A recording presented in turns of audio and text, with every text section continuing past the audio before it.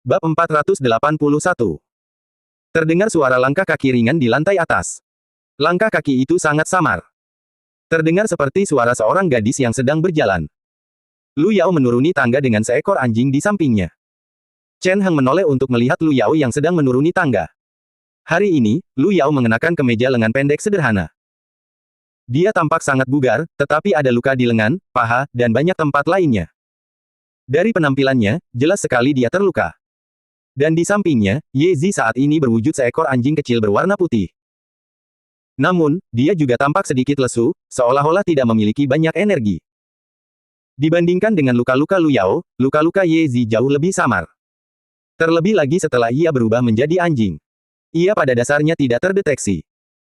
Dengan demikian, dari luar hanya terlihat bahwa Ye Zi sedang murung.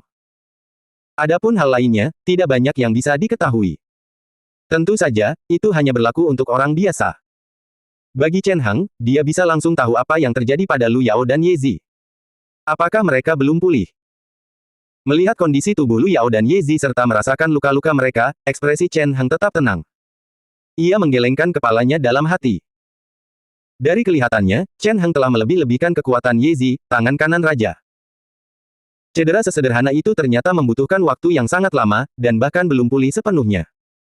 Dari aspek ini, kekuatan Ye Zi tidak begitu kuat. Sangat mungkin dia bahkan tidak sekuat Chen Heng saat ini. Bagaimana dia bisa terluka? Berbagai pikiran melintas di benaknya, tetapi di permukaan, ekspresi Chen Heng sangat tenang. Dia tidak menunjukkan sedikit pun keanehan. Dia hanya menatap Lu Yao di depannya dengan sedikit ragu dan bertanya dengan lembut. Ditatap oleh tatapan Chen Heng, Lu Yao menundukkan kepala dan tanpa sadar merasa sedikit bersalah.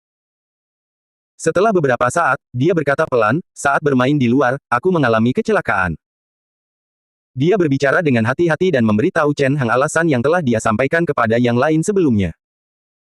Saat berbicara, dia merasakan kegelisahan, takut Chen Heng akan menemukan sesuatu yang tidak beres. Lagi pula, alasan yang dia sebutkan sebelumnya bisa digunakan untuk menepis anggapan orang biasa, tetapi bagi seorang yang berpengaruh seperti Chen Heng, dia tetap akan merasa ada sesuatu yang aneh. Untungnya, setelah mendengarkan kata-kata Lu Yao, Chen Heng hanya mengerutkan alisnya dan tidak mengatakan apapun. Jelas bahwa dia telah menerima alasan Lu Yao. Akhir-akhir ini, lingkungan sekitar agak kacau. Jika tidak ada pilihan lain, sebaiknya jangan keluar rumah. Chen Heng duduk di sofa dan menatap Lu Yao di depannya. Dia berbicara dengan lembut dan memberi instruksi padanya. Baiklah. Lu Yao mengangguk serius. Barulah kecemasan di hatinya akhirnya lenyap. Setelah itu, makanan telah disiapkan di samping mereka. Di rumah, Chen Heng, Lu Yao, dan yang lainnya makan bersama. Setelah itu, dia bersiap untuk pergi. Mau pergi secepat ini. Berdiri di tempat yang sama, Lu Yao menatap Chen Heng, yang sedang mengemasi barang-barangnya dan bersiap untuk pergi. Ia merasa sedikit terkejut. Bukankah kau akan tinggal beberapa hari lagi? Aku tidak punya pilihan. Berdiri di depan Lu Yao dan mendengarkan kata-katanya, Chen Heng menggelengkan kepalanya dan berkata pelan, akhir-akhir ini, ada banyak hal yang perlu diurus di luar. Aku tidak bisa tinggal. Aku kembali kali ini hanya untuk mampir menemui kalian semua. Dia mengatakan demikian. Sejujurnya, Chen Heng tidak berbohong. Dia memang sangat sibuk akhir-akhir ini. Pekerjaan di Guardian menjadi prioritas kedua. Fokusnya tertuju pada aspek-aspek lain. Saat kedatangan 5 ksatria semakin dekat, rasa krisis di hati Chen Heng semakin kuat. Karena itu, beberapa hal harus dipercepat untuk menghindari kecelakaan. Chen Heng belakangan ini sibuk dengan berbagai tugas, mengurus hewan kekaisarannya, meningkatkan kekuatannya sendiri, dan memurnikan daya bunuhnya. Semua hal ini memakan waktu. Chen Heng harus menginvestasikan banyak waktu untuk menyelesaikannya. Karena alasan inilah Chen Heng sangat sibuk akhir-akhir ini sehingga dia bahkan tidak punya waktu untuk beristirahat. Namun, Chen Heng sendiri sangat sibuk karena kedatangan 5 ksatria yang akan datang. Meskipun demikian, sebagai salah satu tokoh utama cerita, Lu Yao malah bingung dan kehilangan arah. Dari penampilannya, sepertinya dia tidak tahu apa-apa tentang situasi dan bahaya yang sedang dihadapinya. Mungkin tidak. Hanya saja dia tidak menyadari keseriusan masalah ini. Chen Heng hanya bisa menggelengkan kepalanya. Mungkin itu karena dia adalah tokoh protagonis utama. Seberapa serius pun masalahnya, seberapa besar pun bahayanya, akan selalu seperti ini. Selain itu, karena orang-orang ini memiliki takdir mereka, bahkan jika mereka seperti ini, mereka tetap akan hidup. Mereka bahkan memiliki perlindungan dari kekuatan takdir untuk mengubah situasi berbahaya menjadi berkah.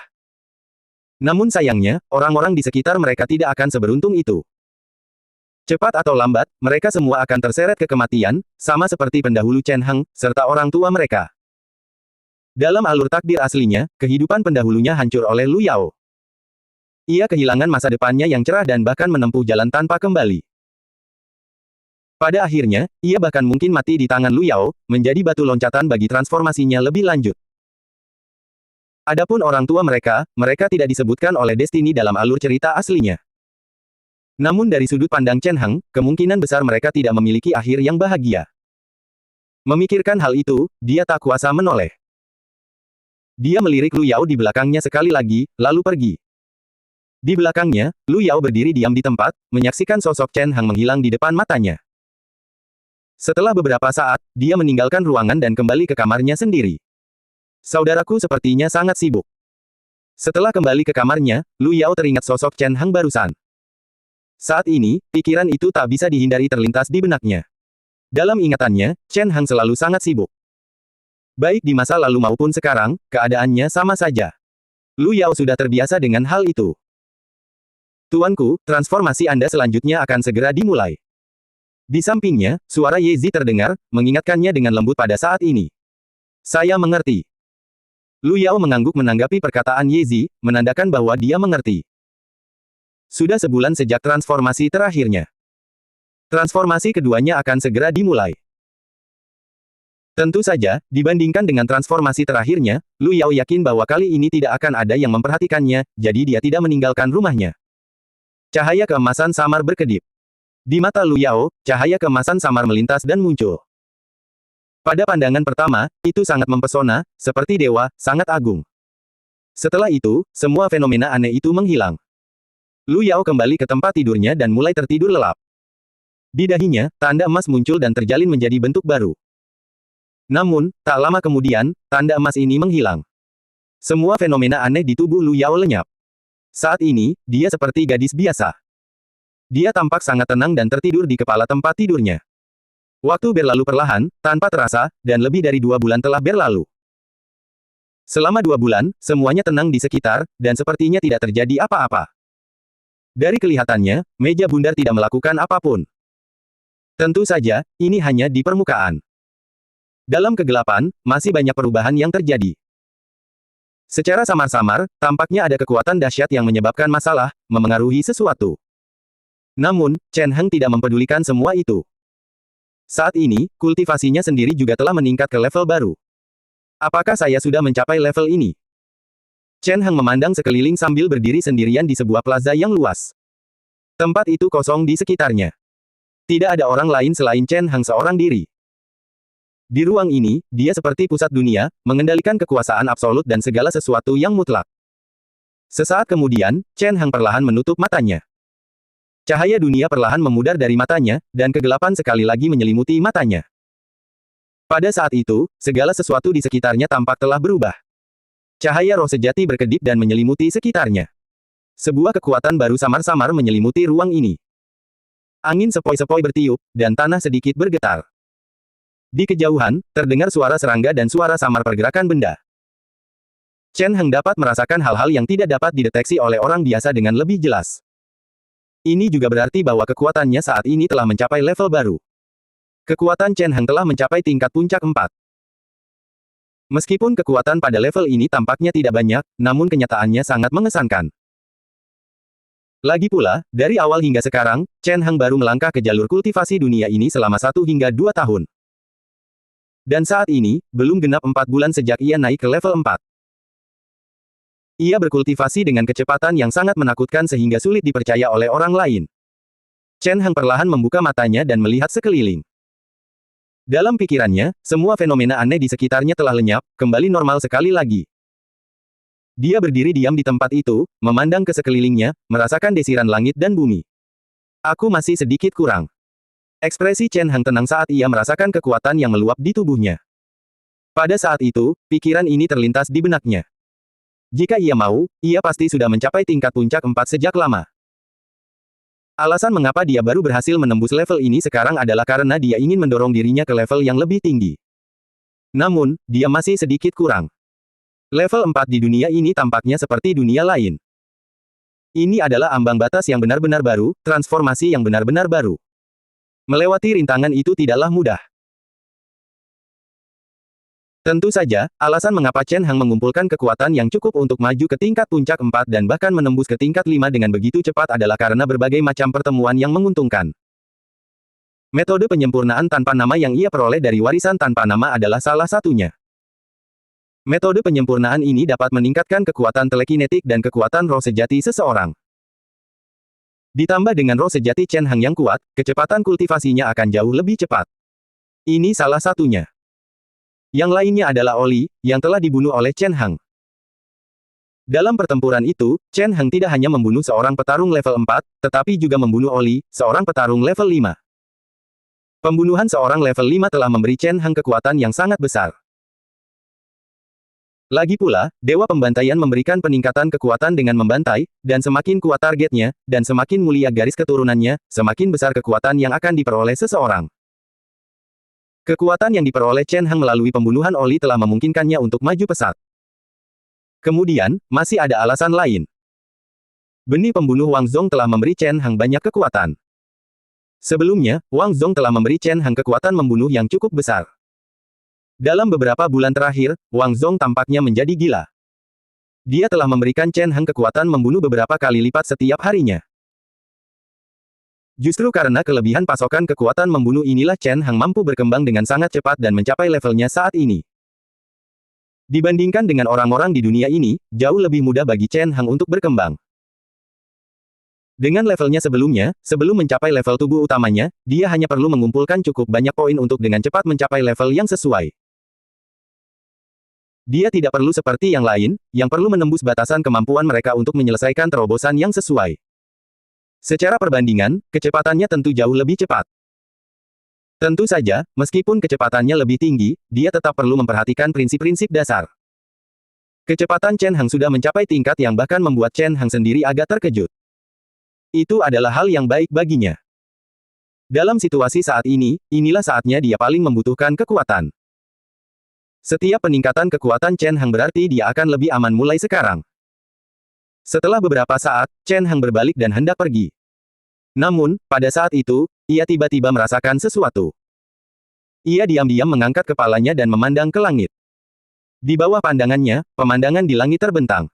Langit biru tampak di angkasa. Ada awan-awan putih yang melayang di langit. Pemandangannya sangat indah. Semuanya tampak sangat tenang. Tidak ada yang istimewa. Semuanya tampak sangat normal.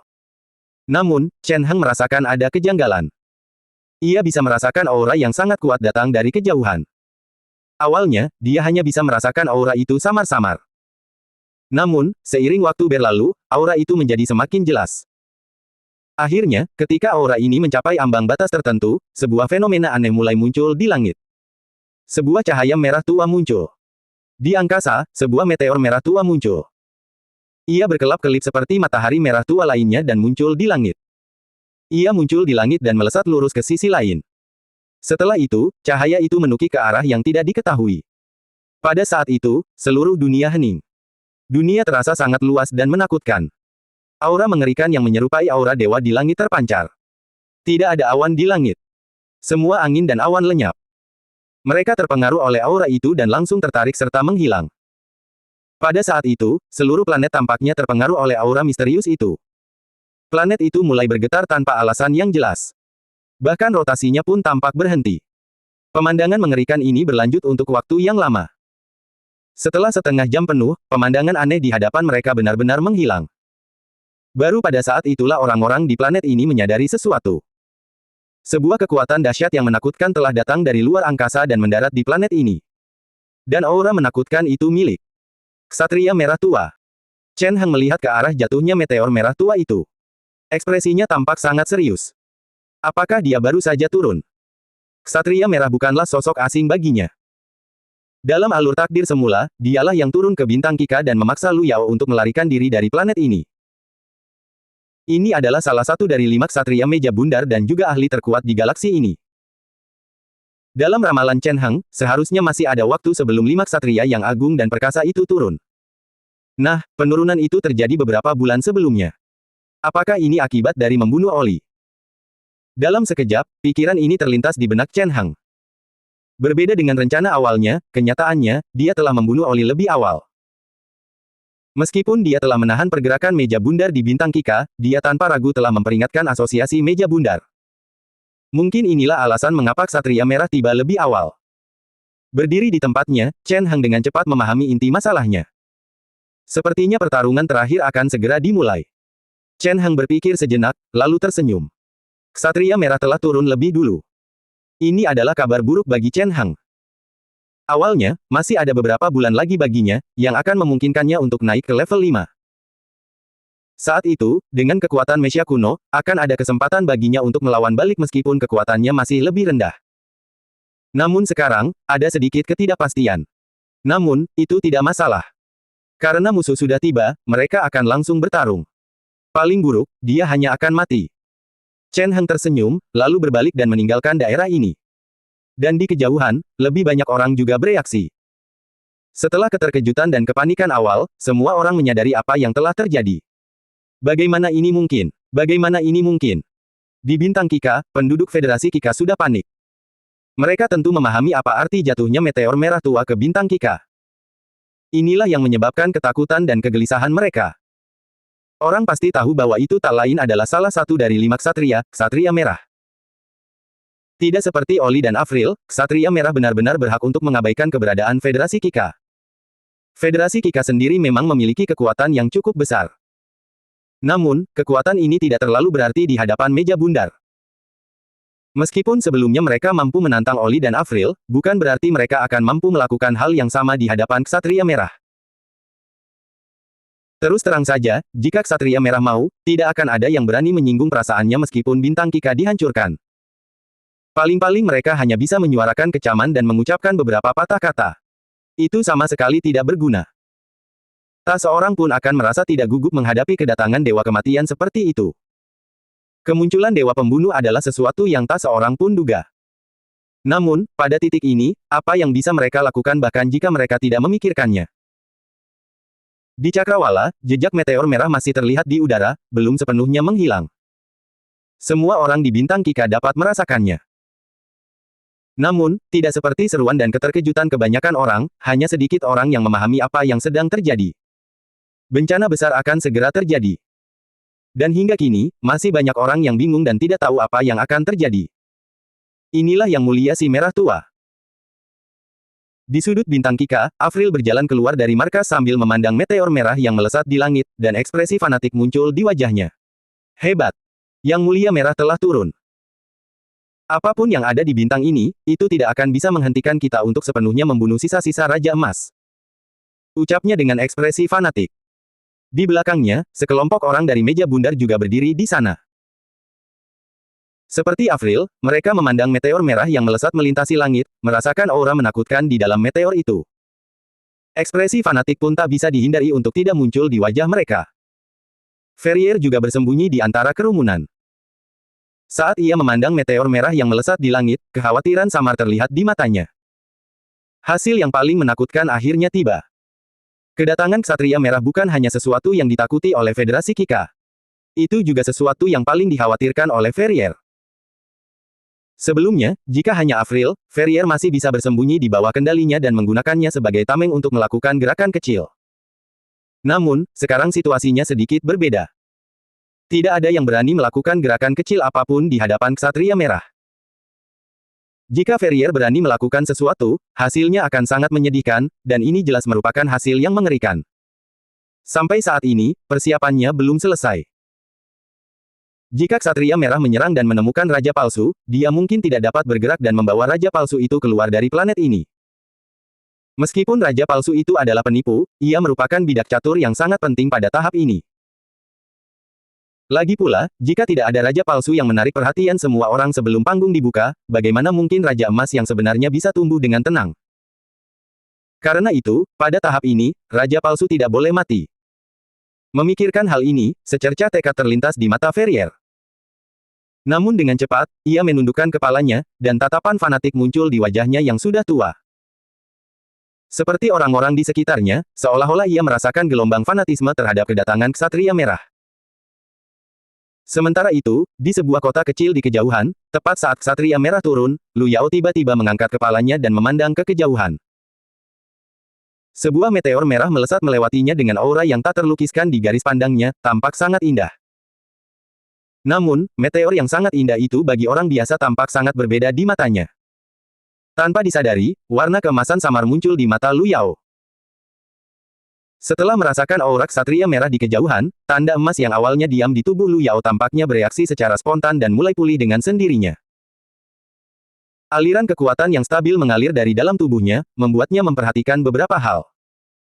Akibatnya, penglihatannya juga berbeda dari orang-orang di sekitarnya. Di mata Lu Yao, ia dapat melihat bahwa dengan kedatangan Ksatria Merah, jaring besar yang tak terlihat oleh orang biasa menyebar ke segala arah dari posisi meteor merah, terus menyebar ke dunia luar. Kecepatan penyebarannya sangat luar biasa, dan tidak memiliki batasan seolah-olah ingin menyelimuti seluruh bintang Kika. Pertunjukan semacam ini jelas berbahaya. Merasakan perubahan jarak, Lu Yao secara tidak sadar merasakan perasaan yang sangat berbahaya dan sudah memiliki firasat di hatinya. Jika lapisan jaring merah tua itu menyelimuti seluruh bintang Kika, bahkan teknik rahasia Raja Emas pun tidak akan mampu menyembunyikannya, dan dia akan terungkap. Berdasarkan situasi saat ini, akibatnya adalah kematian jika dia terungkap. Tidak hanya dia yang harus mati, tetapi bahkan teman-teman, kerabat, dan kakak laki-lakinya juga akan terlibat karena dirinya. Mereka mungkin akan menghadapi perlakuan yang sangat tidak manusiawi. Hanya memikirkan semua ini saja sudah membuat tubuh Lu Yao gemetar. Saat ini, dia merasakan ketakutan yang tak dapat dijelaskan, dan secara tidak sadar dia merasa sedikit tak berdaya. Yang Mulia Raja.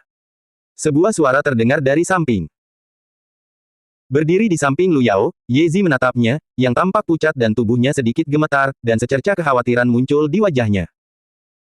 Kemudian, dia diam-diam mengulurkan tangan dan meletakkan tangannya di bahu Lu Yao seolah-olah memberinya semangat. Setelah beberapa saat, tubuh Lu Yao tidak lagi gemetar. Semangat diam-diam ini tampaknya memberi Lu Yao kekuatan baru. Sambil memandang pemandangan di luar jendela, dia menarik napas dalam-dalam dan berkata pelan, "Jangan khawatir. Aku baik-baik saja." Dia memandang dunia luar, menatap jaring merah tua yang tak bisa dilihat orang biasa, dan tak kuasa bergumam pelan pada dirinya sendiri, tapi selanjutnya, kita harus memikirkan cara untuk pergi. Lu Yao sudah memutuskan untuk meninggalkan planet ini, sesuatu yang sudah lama ia pikirkan. Hanya saja, manusia memang seperti ini, selalu memiliki sifat kebetulan dan inersia. Ketika krisis belum mencapai tingkat yang mengkhawatirkan, atau ketika krisis dapat diselesaikan untuk sementara waktu, tidak seorang pun bersedia meninggalkan kenyamanan dan kemudahan yang ada di depan mereka dan lari ke tempat yang tidak dikenal. Hal yang sama berlaku untuk Lu Yao. Oleh karena itu, meskipun ia telah lama memiliki pemikiran serupa, Lu Yao sebelumnya tidak pernah memutuskan apakah ia ingin meninggalkan planet ini atau tidak. Baru pada saat inilah Raja Merah benar-benar turun, dan kekuatan mengerikan itu memenuhi seluruh langit, barulah Lu Yao benar-benar memutuskan untuk meninggalkan planet ini dan pergi ke tempat yang jauh. Hanya dengan cara itulah dia bisa aman, dan hanya dengan begitu teman dan keluarganya bisa terlindungi dan tidak terpengaruh olehnya. Hanya saja saat ini, meskipun Lu Yao sudah mengambil keputusan, keinginan untuk pergi masih merupakan hal yang sulit dilakukan. Lagi pula, terlepas dari identitasnya sebagai Raja Emas, Lu Yao saat ini hanyalah seorang siswi SMA biasa. Keinginan untuk menaiki pesawat ruang angkasa dan meninggalkan planet Kika adalah hal yang menantang. Orang-orang dari meja bundar mengendalikan pesawat ruang angkasa yang akan meninggalkan planet Kika. Dalam waktu singkat, tidak seorang pun akan dapat meninggalkan planet ini tanpa izin mereka, dan hal yang sama akan berlaku untuk Lu Yao. Oleh karena itu, meninggalkan planet ini dan menempuh perjalanan ke galaksi jauh lebih rumit daripada yang dia bayangkan. Namun, tidak banyak yang bisa dia lakukan. Di tanah tandus, bebatuan ada di mana-mana, dan pegunungan tandus menjulang ke segala arah. Itu adalah tanah tak bertuan, dan sepertinya lingkungan sekitarnya telah dipengaruhi oleh kekuatan yang mengerikan. Bahkan setelah ribuan tahun, tempat itu belum pulih sepenuhnya. Tak sehelai rumput pun tumbuh, dan tak banyak kehidupan yang tersisa. Sebuah kekuatan luar biasa berputar di dalamnya, mengutuk siapapun yang memasuki tempat ini. Dahulu, tidak ada seorang pun yang mau memasuki tempat ini. Namun hari ini, tempat ini sangat ramai. Di luar zona netral, kerumunan orang ada di mana-mana. Tokoh-tokoh berpengaruh dari berbagai kekuatan telah memblokir area ini, tidak mengizinkan orang luar masuk, dan ada juga orang-orang yang berjaga di dalam. Sebuah kristal merah tua terletak di tengah area ini, tampak sangat indah. Ukurannya besar, dan dari luar tampak seperti serangga merah. Terdapat banyak pola indah di permukaan kristal, dengan nyala api yang tampak sangat panas. Kemudian, kristal itu mulai berubah bentuk. Sebuah pintu merah tua terbuka secara spontan lalu jatuh, membentuk deretan tangga. Sesosok figur perlahan berjalan turun dari pintu. Asap mengepul lalu menghilang. Seorang wanita jangkung muncul, mengenakan topeng merah tua dan baju zirah merah, tampak sangat misterius. Tindakannya teliti, teratur, dan tegas, seperti mesin. Namun, meskipun penampilannya biasa saja dari luar, auranya sangat menakutkan. Saat pertama kali mendarat, seluruh planet tampak bereaksi dan mulai meratap secara spontan, seolah-olah tidak mampu menahan aura di tubuhnya. Di kejauhan, bumi mulai retak, dan gunung-gunung runtuh, seolah-olah banjir bandang akan meletus, menyebabkan bencana alam. Kekuatan tak terjelaskan yang menguasai wilayah tak bertuan ini ditekan dan lenyap ketika wanita itu muncul. Bahkan tidak ada jejak yang tertinggal. Kontras antara kekuatan-kekuatan itu begitu besar dan menakutkan. Tempat yang asing. Sebuah gumaman yang tak dapat dijelaskan terdengar di telinganya. Wanita itu menatap pemandangan di depannya dengan linglung. Di kejauhan, gunung-gunung runtuh, dan sungai-sungai mengalir mundur. Bahkan aura di sekitarnya tampak telah banyak berubah, seolah-olah berbalik arah secara langsung. Dia tidak melakukan banyak hal, tetapi kehadirannya saja sudah cukup untuk menimbulkan efek yang menakutkan. Kekuatan wanita ini sangat jelas terlihat. Dia berdiri dan menatap ke kejauhan untuk waktu yang lama. Sesaat kemudian, dia menekan auranya, menahan aura yang awalnya menyebar. Seiring dengan proses ini, bencana alam di sekitarnya juga mereda. Gempa bumi mereda, banjir bandang surut, dan aliran air yang melawan arus kembali normal. Semuanya kembali normal sekali lagi. Namun, di tempat yang tak dapat dilihat oleh orang biasa, sebuah kekuatan baru sedang meresap, menyebar ke setiap sudut planet ini secara tak terlihat, seolah-olah menyelimuti planet ini. Itu adalah pengaruh tingkat tinggi. Namun, kekuatan ksatria merah tampaknya telah mereda dan tidak memengaruhi orang-orang di sekitarnya. Barulah saat itu orang-orang di sekitar yang telah menunggu lama menghela napas lega dan perlahan berjalan mendekat. Yang mulia. Avril memimpin orang-orang dari meja bundar untuk berjalan mendekat. Wajahnya menunjukkan ekspresi fanatik, dan dia segera berlutut dan berkata, "Selamat datang." Baiklah. Ksatria merah mengangguk dan menoleh ke belakang setelah mendengar sapaan Avril dan yang lainnya. Avril dan yang lainnya hanyalah pemimpin kecil di seluruh meja bundar. Mereka bukan apa-apa di hadapan ksatria merah yang perkasa, yang dapat memusnahkan banyak makhluk seperti dirinya hanya dengan satu pikiran. Namun demikian, Avril tetaplah tokoh terkemuka di meja bundar. Oleh karena itu, ksatria merah yang perkasa masih memiliki kesan tertentu padanya. Apakah Oli sudah mati? Ksatria merah itu berbicara pelan sambil pandangannya menyapu melewati Avril dan keberadaan di belakangnya. Ya. Avril mengangguk hormat lalu menjelaskan seluruh prosesnya secara detail. Ksatria merah sudah mengetahui informasi serupa, hanya saja masih ada kesenjangan antara pemahaman umumnya dan penjelasan Avril. Melalui laporan Avril, ksatria merah akhirnya memahami situasinya. Para pengikut Raja Emas. Ksatria merah bergumam pada dirinya sendiri dan tidak mengatakan apapun lagi saat dia mendengarkan penjelasan Avril. Avril menghela napas lega. Dilihat dari penampilan ksatria merah, rintangan ini seharusnya sudah berakhir baginya. Sejujurnya, dia tidak melakukan kesalahan apapun sebelumnya. Dia bahkan telah memberikan beberapa kontribusi. Hanya saja dia belum menyelesaikan perintah yang diberikan oleh 5 ksatria untuk menangkap Raja Emas. Itu adalah fakta yang tak terbantahkan. Tak seorang pun akan berani mengatakan sepatah kata pun bahkan jika 5 ksatria yang perkasa ingin membunuh Avril secara langsung. Namun, dilihat dari situasinya, untungnya hal itu tidak terjadi. Memikirkan hal ini, Avril merasa sedikit beruntung. Beruntung juga bahwa kali ini bukan orang lain selain ksatria merah. Jika bukan anggota 5 ksatria lainnya yang lebih kejam, dia pasti sudah tamat kali ini. Ksatria merah tidak tertarik dengan perubahan suasana hati Avril. Dia melirik orang-orang di belakang Avril dan sepertinya telah menemukan sesuatu. Ksatria merah menoleh ke belakang Avril dan sepertinya menemukan sesuatu. Yang mengejutkannya bukanlah hal lain selain 2 orang yang berdiri di belakang Avril. Keduanya memiliki penampilan yang berbeda. Yang satu tampak sangat tua, sementara yang lain tampak sangat muda. Pria tua itu mengenakan jubah hitam panjang, dan penampilannya rapi. Ia tidak terlihat seperti orang yang luar biasa, melainkan lebih seperti seorang pria biasa. Namun, saat ini, pria tua itu setengah berlutut dan berdiri bersama orang-orang di sekitarnya. Tidak ada yang tampak aneh, dan ia tampak sangat tenang. Ia tak lain adalah Ferrier. Adapun pemuda yang tidak jauh dari situ, ia tampak agak tidak normal. Ia tinggi dan besar, dan seluruh tubuhnya tampak agak tegap. Namun, ia tampak agak pucat secara tidak normal.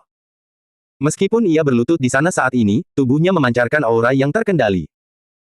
Tampaknya ada kekuatan samar yang menakutkan tersembunyi di dalam tubuhnya. Bahkan Ksatria Merah pun tak kuasa menahan diri untuk melirik pemuda itu. Orang ini tak lain adalah Wang Zong, yang pernah bertemu singkat dengan Chen Hang. Setelah duel antara Wang Zong dan Chen Hang menemukan kesempatan untuk menanam benih pembunuhan, dan mereka tidak pernah bertemu lagi. Namun, Chen Hang tidak pernah menyangka Wang Zong akan bergabung sebagai bawahan Ariel. Alasannya terkait dengan tindakan Ariel selama periode ini. Dalam beberapa hari terakhir, Avril telah mengerahkan banyak upaya untuk melibatkan pasukan lokal di planet Kika untuk mencegah Raja Emas melarikan diri dari planet ini. Keluarga Wang, tempat Wang Zong berasal, juga merupakan salah satu target Avril. Oleh karena itu, ia memasuki pandangan Avril. Sebagai perwakilan keluarga Wang dan calon penerus keluarga Wang, Wang Zong telah bergandengan tangan dengan Avril, dan statusnya relatif tinggi. Setelah mengetahui kekuatan membunuh Wang Zong, bahkan Avril, seorang prajurit peringkat kelima, sangat memperhatikannya, karena ia percaya bahwa masa depan Wang Zong tidak terbatas. Oleh karena itu, Wang Zong terpilih sebagai anggota resmi meja bundar, dan ia hanya perlu dikukuhkan sekali saja. Selama upacara penyambutan Ksatria Merah ini, Avril secara khusus membawanya keluar. Terlihat jelas betapa pentingnya sosok itu baginya. Ksatria Merah menatap Wang Zong, dan pandangannya tertuju pada tubuhnya untuk waktu yang lama, seolah-olah dia ingin melihat segala sesuatu tentangnya. Dia merasakan kekuatan dahsyat di tubuh Wang Zong. Meskipun jumlahnya tidak menakutkan, esensinya sangat luas jangkauannya. Bahkan Ksatria Merah pun tidak bisa tidak merasakan perasaan aneh, yang membuatnya memperhatikan Wang Zong sejenak. Kekuatan yang bahkan Ksatria Merah pun tak mampu menembusnya tak lain adalah kekuatan pembunuh. Kekuatan pembunuh itu berasal dari keilahian pembantaian. Pada saat yang sama, keilahian itu berasal dari gabungan kekuatan Tuhan dan kekuatan hukum. Esensinya tak diragukan lagi sangat luas jangkauannya, bahkan lebih tinggi dari Ksatria Merah. Wajar jika dia tidak mampu menembusnya. Tentu saja, esensi dan kekuatan itu berbeda. Sekalipun esensi Wang Zong sangat luas jangkauannya, saat ini ia bahkan tidak layak menyandang gelar Ksatria Merah dalam hal kekuatan murni.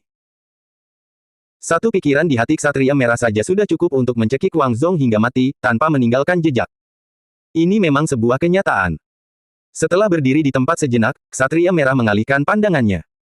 Kemudian, dia berbalik dan terus berjalan maju. Di belakangnya, kristal merah raksasa itu secara otomatis menyusut, mengikuti langkah Ksatria Merah. Kemudian, kristal itu memancarkan cahaya redup dan menyatu ke dalam tubuh Ksatria Merah. Tak lama kemudian, semua fenomena aneh di sekitarnya menghilang. Tidak ada yang tersisa kecuali aura menakutkan yang ditinggalkan oleh Ksatria Merah. Sementara itu, Avril dan yang lainnya diam-diam mengantar Ksatria Merah pergi. Mereka tidak berani menunjukkan emosi yang tidak perlu dari awal hingga akhir. Bagaimana keadaan Raja Emas sekarang? Di sebuah ruangan yang tenang dan luas, Ksatria Merah bertanya kepada Avril.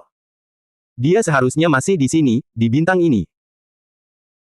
Ekspresi Avril penuh hormat saat mendengarkan kata-kata Ksatria Merah, dan dia dengan cepat berkata, setelah kejadian sebelumnya, saya segera memerintahkan orang-orang untuk mengunci bintang ini. Raja Emas tidak akan bisa pergi dalam waktu singkat. Selain metode biasa, orang-orang luar biasa tentu saja dapat menggunakan kekuatan mereka untuk melintasi dan menjelajahi galaksi. Namun, cara ini membutuhkan tingkat kekuatan tertentu untuk beroperasi. Setidaknya, dibutuhkan kekuatan peringkat kelima ke atas untuk dapat melakukannya, dan hanya oleh diri sendiri. Dengan kekuatan Raja Emas saat ini, seharusnya dia tidak mampu melakukannya. Terlebih lagi, sejak Raja Emas muncul, pasukan meja bundar telah memperhatikan tempat ini dan memantau sudut terpencil ini. Mereka terus-menerus berjaga-jaga terhadap kemunculan dan kepergian Raja Emas dan tidak menemukan fluktuasi spasial yang tidak biasa dalam data yang mereka kirimkan. Berdasarkan temuan ini, Raja Emas seharusnya tidak meninggalkan daerah ini. Saat ini, dia masih tumbuh di bintang Kika. Namun, setelah kejadian pertama, Raja Emas tidak lagi memperlihatkan auranya karena peringatan yang diberikan, sehingga kami tidak dapat menentukan lokasi tepatnya. Menatap Raja Merah, Avril berbicara pelan dan tampak sedikit menyesal saat melaporkan hal ini. Lu Yao berhati-hati. Selain kejadian pertama di mana identitasnya terungkap karena insiden tak terduga, Lu Yao dengan cermat menggunakan teknik rahasia untuk menyembunyikan transformasinya dan auranya selama transformasi berikutnya. Dengan demikian, dia tidak mengungkapkan lokasinya. Hal ini juga disebabkan karena sekeras apapun Avril dan yang lainnya berusaha, mereka tidak dapat lagi menentukan lokasi pasti Raja Emas. Hal ini juga menyebabkan mereka banyak kesulitan ketika mencoba menangkap Raja Emas. Kau sudah melakukannya dengan sangat baik. Mendengar kata-kata Avril, Ksatria Merah mengangguk untuk mengakui tindakannya baru-baru ini. Menyadari bahwa dia bukanlah tandingan dan tidak ada kekuatan lain yang mendukungnya, dia dengan tegas memblokir jalur pelarian untuk mengirim Raja Emas menuju kematian di bintang ini. Dilihat dari situasinya, Avril telah melakukan pekerjaan yang sangat baik. Bahkan Ksatria Merah sendiri hanya bisa berbuat sebatas kemampuannya dalam posisinya saat itu. Karena itu, dia tidak banyak berkomentar tentang tindakan Avril, melainkan hanya mengangguk setuju. Adapun lokasi Raja Emas, dia tidak peduli. Tidak masalah. Ksatria Merah tampak tenang, dan wajahnya terlihat sangat dingin di balik topeng merahnya. Selama dia di sini, dia tidak bisa melarikan diri. Begitu selesai berbicara, dia melayang, lalu menatap ambang jendela di luar. Di bawah tatapannya, lapisan aura merah tua yang samar melayang ke dunia luar, membentuk jaring merah tua besar yang secara bertahap menutupi seluruh bintang Kika. Sayangnya, untuk saat ini tidak ada yang bisa melihat semuanya. Dibandingkan dengan orang-orang di sekitarnya, tingkat kekuatan Ksatria Merah terlalu tinggi sehingga tidak ada yang bisa merasakannya bahkan jika dia berada tepat di depan mereka. Hanya sedikit orang di bintang Kika yang benar-benar dapat merasakan perubahan kekuatan dan tindakan Ksatria Merah ini. Saat jaring merah tua itu perlahan terbuka, sebuah kekuatan tak terlihat menyelimuti seluruh bintang Kika. Ketika jaring ini akhirnya menyelimuti seluruh bintang Kika, saat itulah Lu Yao akan terbongkar. Ksatria Merah tampak sangat sabar dalam hal ini. Saat ini, dia masih di sini, menunggu dengan tenang. Chen Heng berdiri di balkon di ruangan yang tenang itu, memegang kuas di tangannya. Ada sebuah lukisan cat minyak di depannya. Sepertinya dia sedang melukis. Dia sepertinya merasakan sesuatu dan tanpa sadar menatap ke kejauhan. Di bawah tatapannya, pancaran merah tua di kejauhan menyelimuti segalanya hingga hampir mewarnai seluruh bintang menjadi merah tua. Tentu saja, pemandangan ini unik dan luar biasa. Namun kenyataannya, segala sesuatu di dunia luar tampaknya tidak banyak berubah. Semuanya sangat tenang, dan tidak ada masalah. Semakin dekat, melihat perubahan di langit, Chen Heng menghela napas dalam hati, lalu meletakkan kuasnya. Sudah 2 hari sejak kedatangan Ksatria Merah, dan tampaknya tidak ada perubahan di sekitarnya, setidaknya dari penampilannya. Manusia di dunia luar masih sibuk seperti biasa. Lingkungan sekitar masih ramai, dan tidak ada perubahan yang terlihat. Namun, melalui saluran resmi dan grup mimpi hitam, Chen Heng dapat merasakan ketegangan di atmosfer. Beberapa perubahan telah terjadi. Sebagian besar orang telah menerima berita tentang kedatangan Ksatria Merah. Tidak heran. Pada hari ketika Raja Merah turun ke bintang Kika, dia langsung meninggalkan meteor di langit. Pemandangan itu terlihat oleh semua orang. Bahkan manusia biasa pun dapat dengan jelas melihat perubahan yang terungkap, apalagi para pejabat. Berita tentang kedatangan Ksatria Merah hampir tersebar luas di kalangan orang-orang dari kelas tertentu. Sayang sekali waktunya terlalu singkat, Chen Heng menghela napas. Dia sudah memiliki firasat tentang kedatangan Ksatria Merah. Banyak hal di dunia ini yang tidak pasti. Tindakan Chen Heng telah mengubah lintasan takdir semula, menyebabkan banyak perubahan. Karena alasan inilah kedatangan Ksatria Merah lebih awal bukanlah hal yang aneh. Namun demikian, kedatangannya tetap jauh lebih awal dari yang diperkirakan. Akibatnya, persiapan Chen Heng belum selesai, sehingga Chen Heng sangat sibuk selama 2 hari tersebut. Di belakangnya, serangkaian ketukan di pintu mulai terdengar. Bersamaan dengan itu, terdengar juga serangkaian langkah kaki yang jelas, seperti suara sepatu hak tinggi yang berbenturan dengan tanah. Chen Heng melangkah maju dan membuka pintu. Sesosok wanita muncul. Ia mengenakan gaun hitam berlipit dengan riasan tipis di wajahnya. Tampaknya ia telah berdandan dengan sangat teliti. Ia berdiri di depan pintu Chen Heng dan tersenyum padanya, apakah kau tidak akan mengundangku masuk? Silakan masuk. Chen Heng juga tersenyum dan mempersilakan wanita itu masuk. Mereka berdua duduk di sofa di ruang tamu. Ada apa? Saat masuk, wanita itu pertama-tama melihat dekorasi, lalu menatap Chen Heng, dan bertanya dengan penasaran, mengapa kau tiba-tiba memikirkan aku hari ini? Apakah ada sesuatu yang ingin kau minta aku lakukan lagi? Ucapnya dengan lembut dan santai. Tidak bolehkah aku mengajakmu minum kalau tidak ada pilihan lain? Chen Heng tersenyum dan menuangkan jus buah ke dalam gelas untuknya. Bukannya tidak mungkin, tetapi kemungkinannya sangat kecil. Wanita itu berkata dengan santai, jika Anda tidak memilikinya. Dua sosok duduk di sana dan berbicara lama sekali di ruangan yang sunyi itu. Mereka menghentikan percakapan mereka. Duduk di sofa, Chen Heng sepertinya merasakan sesuatu. Dia berhenti sejenak. Sejenak, lalu menatap Liu Rou dan berkata lembut sambil tersenyum, sepertinya milikku. Waktu hampir habis. Aku tidak akan memaksamu untuk tinggal lama. Ucapnya pelan, lalu mengulurkan tangannya dan membuat gerakan meminta. Di depannya, Liu Rou memperhatikan tindakan Chen Heng dan terdiam cukup lama. Waktu, seolah-olah dia ingin mengingatnya dan mengukirnya dalam hatinya dengan kuat. Di bawah tatapannya, wajah Chen Heng selalu tersenyum. Dia selalu terlihat ramah dan sopan, dengan semacam ketenangan dan kelembutan yang penuh kerinduan. Setelah sekian lama, Liu Rou bangkit dan diam-diam berjalan keluar dari kamar Chen Heng. Mereka berdua tidak mengatakan apapun lagi. Tetapi secara tak terlihat, keduanya mereka sudah memiliki pemahaman diam-diam dan mengerti cerita yang akan terjadi. Apa yang akan terjadi selanjutnya? Setelah memahami semuanya, hati mereka dipenuhi dengan emosi yang berbeda. Namun, meskipun mereka dipenuhi emosi, sudah ditakdirkan bahwa mereka tidak akan mengungkapkannya karena kepribadian mereka.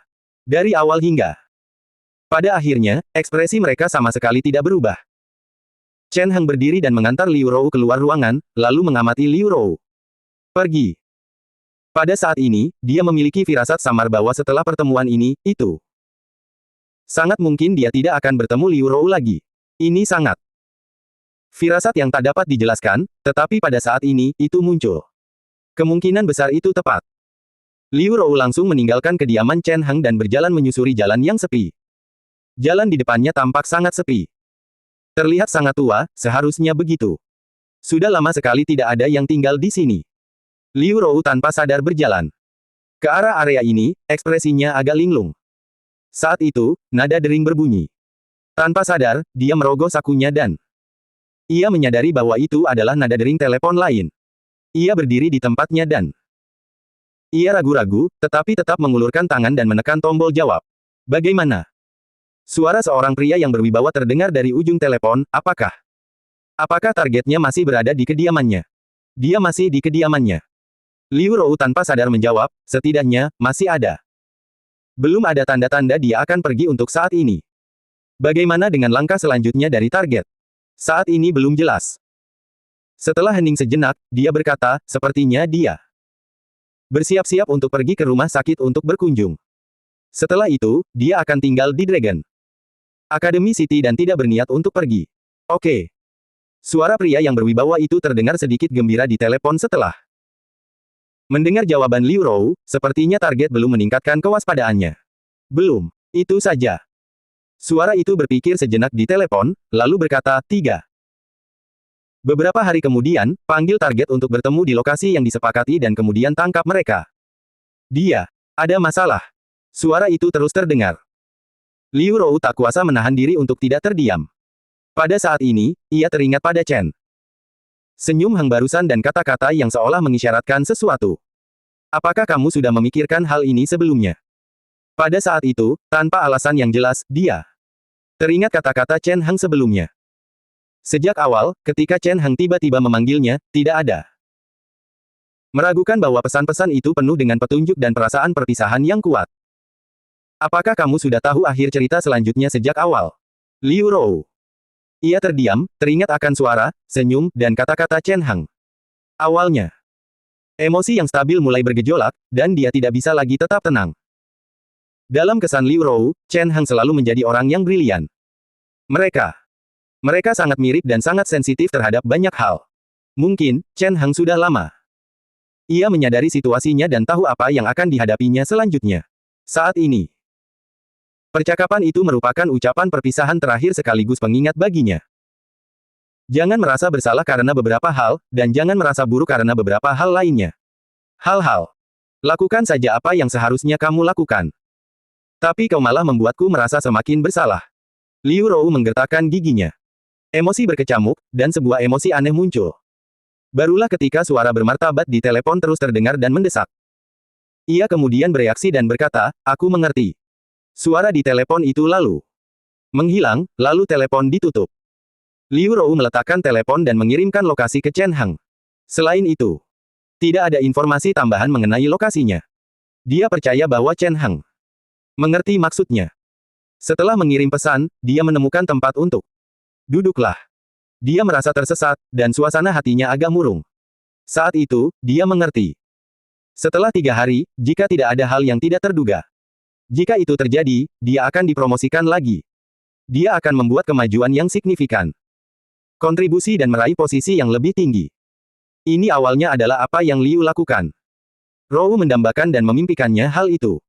Tapi sekarang, dia tidak bisa bahagia. Dunia luar cerah dan berangin. Semuanya masih sama. Indah dan tenang. Liu Rou duduk di sana cukup lama sebelum akhirnya ia berdiri. Lalu pergi. Saat ini, di sisi lain. Nada dering perlahan terdengar. Mendengarkannya. Setelah mendengar nada dering teleponnya, Chen Heng mengangkatnya dan melihat alamat yang dikirim. Dia tersenyum acuh tak acuh dan berbalik. Dia sedang berganti pakaian dan bersiap untuk keluar. Bagi Chen Heng, ini adalah sebuah hal yang langka. Selain departemen garnisun, Chen Heng jarang meninggalkan kamarnya. Sebagian besar waktunya, dia tinggal di rumahnya sendiri dan bermeditasi. Tapi kali ini, dia memang ada urusan yang harus dilakukan.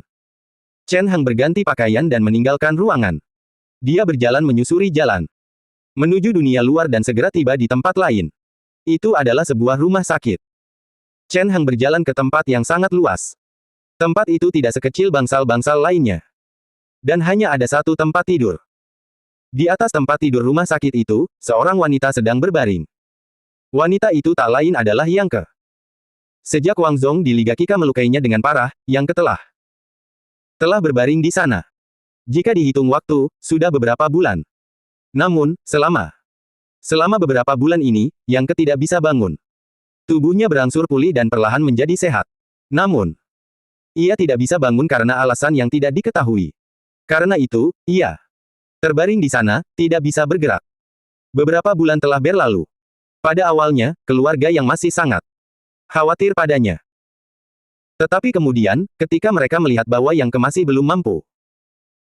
Saat bangun tidur, banyak orang secara tidak sadar mengabaikannya. Mereka bahkan merasa bahwa dia kemungkinan besar tidak akan pernah bangun lagi di masa depan.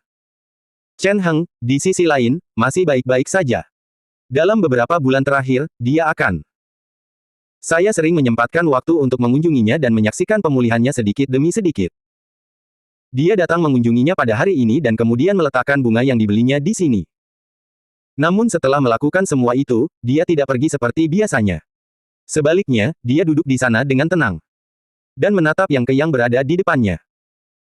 Aku akan pergi, mungkin meninggalkan Qika, atau mungkin meninggalkan dunia ini selamanya.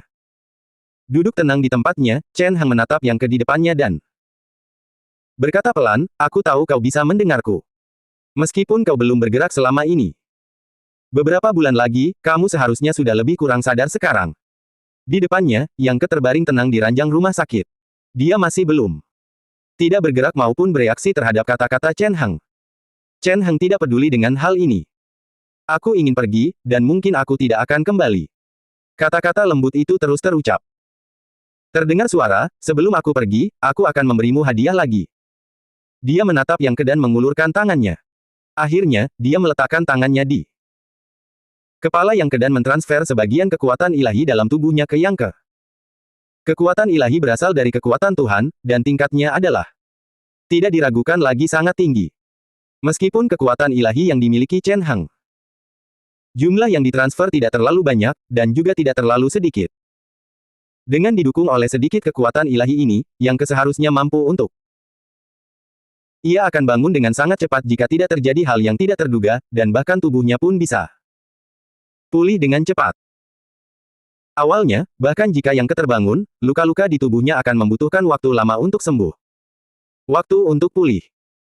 Tapi sekarang, dengan bantuan sedikit kekuatan ilahi ini, saatnya untuk waktu pemulihan bisa dipersingkat secara signifikan. Sampai batas tertentu, ini juga bisa telah menyelamatkan masa depannya. Setelah melakukan semua ini, Chen Hang pergi tanpa banyak rasa rindu. Setelah dia pergi, perubahan drastis muncul di tubuh Yang Ke. Spiritualitas yang awalnya stabil, fluktuasi mulai berubah menjadi kacau. Setelah lebih dari setengah jam, tubuh yang telah lama terdiam itu pun bergerak. Mulai bergerak lagi. Sepasang mata perlahan terbuka dan sekali lagi menatap dunia. Pemandangan di sekitarnya tercermin di mata sekali lagi. Yang Ke menatap kosong ke arah pintu ruangan. Di dalam tubuhnya, kekuatan mulai kembali. Sesaat kemudian, suara langkah kaki terburu-buru seorang dokter bergema di ruangan itu. Chen Hang berjalan melewati banyak tempat dengan memanfaatkan 3 kesempatan terakhir. Hari. Dia mengunjungi Fang Yuan dan putrinya di masa lalu dan berterima kasih kepada mereka atas. Ia juga mengunjungi beberapa orang yang pernah merawatnya di masa lalu. Dan menyampaikan rasa terima kasihnya kepada mereka. Jika ada orang seperti Yang Ke yang bisa dia bantu, dia telah melakukannya. Ini adalah hal terakhir yang bisa dilakukan Chen Hang. Seperti yang dia katakan kepada Liu Rou, ini adalah upaya terakhirnya. Selamat tinggal dan kebaikan yang ditinggalkannya. Chen Hang bukan berasal dari dunia ini, tetapi dunia lain yang cukup jauh. Menempuh jarak melintasi dunia yang tak terhitung jumlahnya, takdirnya bersama Liu Rou dan yang lainnya sangat langka. Karena itu, Chen Hang bersedia memberikan sedikit kebaikan untuk memberikan akhir yang baik kepada orang-orang ini tanpa mengancam dirinya sendiri. Itu adalah kebaikan terakhirnya. Aku akan segera pergi. Kuharap kau bisa menjalani hidup yang lebih baik. Begitu saja, 3 hari berlalu dalam sekejap mata. Setelah 3 hari, Chen Hang mengikuti alamat tersebut dan berjalan kaki ke tempat itu. Lokasi yang ditunjuk Liu Rou adalah taman biasa untuk menghindari kecurigaan Chen Hang. Taman itu tampak sangat luas, lingkungan sekitarnya sangat luas, areanya pun sangat besar. Dan lingkungannya tidak buruk, sangat cocok untuk berjalan-jalan. Sampai batas tertentu. Selain itu, lokasi ini juga sangat ideal untuk medan perang. Hanya ada sedikit pejalan kaki di sana, di sekitarnya, dan tidak banyak orang yang akan mengganggu mereka. Saat berjalan memasuki taman, ekspresi Chen Hang tampak tenang ketika ia tiba di sana. Ujung taman. Ketika dia tiba di lokasi yang disepakati, Liu Rou tidak ada di sana. Di sana berdiri seorang lelaki tua yang tampak sangat energik. Dia tampak sangat tua. Dan dia mengenakan setelan jas formal, sepertinya sudah menunggu di sana cukup lama. Waktu. Tuan Dongfang. Chen Hang terkejut ketika melihat lelaki tua itu. Chen Hang mengenalinya. Dengan kata lain, dia tidak hanya mengenalnya, tetapi ia juga cukup familiar sampai batas tertentu. Nama lelaki tua itu adalah Dongfang Xiong. Dia adalah orang terkuat di balik grup mimpi hitam. Di Federasi Kejika, biasanya terdapat kekuatan-kekuatan terkemuka di antara mereka. Kekuatan yang keluar dari galaksi. Black Dream Group seperti itu. Pria tua ini adalah sosok terkuat di dalam grup mimpi hitam. Dia merupakan tim kuat peringkat kelima dan bahkan menonjol di antara yang lain. Banyak kekuatan. Dan sekarang, bahkan kekuatan sebesar itu datang untuk mengalahkan Chen Hang. Kau sangat menghargaiku. Melihat lelaki tua di hadapannya, Chen Hang bisa. Mau tak mau aku tertawa, tak tahu harus berkata apa. Di mata Chen Hang, memiliki peringkat kelima di sini agak menggelikan. Namun bagi orang luar, Chen Hang tampaknya hanya berada di peringkat ketiga. Dengan kekuatan Black Dream Group, mengerahkan pasukan Mesia akan menjadi cukup untuk merebut peringkat ketiga. Namun, mereka mengirimkan orang terkuat dari tim mereka. Pada akhirnya, sampai batas tertentu, Black Dream Group masih memiliki banyak hal penekanan pada Chen Hang. Hal itu bisa terlihat dari sudut pandang ini. Tekanan yang diberikan oleh Ksatria Merah kepada semua orang sangat besar. Bahkan Black Dream Group pun tak berani lengah terhadap Chen Hang. Kakak laki-laki Raja Emas. Mereka harus menangkapnya dan mempersembahkannya kepada Ksatria Merah. Mereka tidak berani melakukan kesalahan sekecil apapun. Memikirkan hal itu, Chen Hang tak kuasa menahan diri untuk menggelengkan kepalanya. Ada apa? Di hadapannya, terdengar suara yang agak berwibawa. Orang tua itu. Seorang pria bernama Dongfang Xiong perlahan menatap Chen Hang di depannya. Senyum cerah muncul di wajahnya. Apakah kamu terkejut melihat orang tua ini seperti ini? Aku sedikit terkejut. Chen Heng mengangguk dan mengakui dengan jujur. Dilihat dari penampilanmu, kurasa kau sudah memahami identitasmu. Dongfang Xiong menatap Chen Heng. Melihat reaksinya, dia segera menyadari sesuatu. Kalau begitu, aku tidak akan banyak bicara. Menyerahlah. Menyerah. Berdiri di tempat, Dongfang Xiong melirik Chen Heng sebelum berkata terus terang, aku sudah melihat informasi dan intelijenmu sebelumnya. Kamu adalah pemuda yang brilian. Jika aku memberimu cukup waktu, masa depanmu akan tak terbatas. Kau bahkan mungkin bisa melampaui orang tua ini. Tapi sekarang, masih terlalu dini. Ia berbicara dengan tenang di tempat itu juga. Ia mempertahankan ekspresi tenangnya sambil melanjutkan, menyerahlah. Setidaknya sebelum aku menyerahkanmu, aku bisa menjamin keselamatanmu. Benarkah begitu? Mendengar perkataan Dongfang Xiong, Chen Heng hanya tersenyum dan tidak berkomentar. Dari kelihatannya, Dongfang Xiong dan yang lainnya sudah memahami beberapa hal. Situasi Lu Yao kemungkinan besar telah terungkap pada saat ini, dan bahkan telah diketahui oleh banyak orang. Namun, hal itu tampaknya tidak terlalu mengejutkan setelah dipikirkan dengan saksama. Chen Heng mengangkat kepalanya dan memandang langit di cakrawala. Di langit, gelombang warna merah tua menyelimuti angkasa, saling berjalin membentuk jaringan merah tua yang besar di udara. Pemandangannya tampak unik. Tentu saja, ini hanyalah apa yang bisa dilihat Chen Heng. Bagi orang biasa, tidak ada yang berubah di depan mata mereka. Semuanya masih sama seperti sebelumnya, tanpa perubahan sedikit pun. Jaring merah telah terbuka sejak Satria Merah turun. Hingga saat ini, jaring itu telah sepenuhnya menyelimuti seluruh bintang Kika. Jika dipikirkan lebih dalam, mungkin Lu Yao juga terbongkar karena hal ini. Hal yang sama terjadi di alur cerita awal. Teknik penyembunyian rahasia Lu Yao sangat brilian bagi orang biasa, tetapi tidak ada apa-apanya bagi 5 ksatria yang hebat dan perkasa. Dalam alur cerita aslinya, tidak lama setelah kedatangan Ksatria Merah, identitas Lu Yao telah terungkap, dan dia bahkan telah dilaporkan kepada pihak berwenang. Sekarang situasinya hampir sama. Lagi pula, sudah beberapa hari sejak kedatangan Ksatria Merah. Hanya saja dia tidak tahu apakah Lu Yao akan mampu melepaskan diri dari planet ini seperti yang direncanakan semula.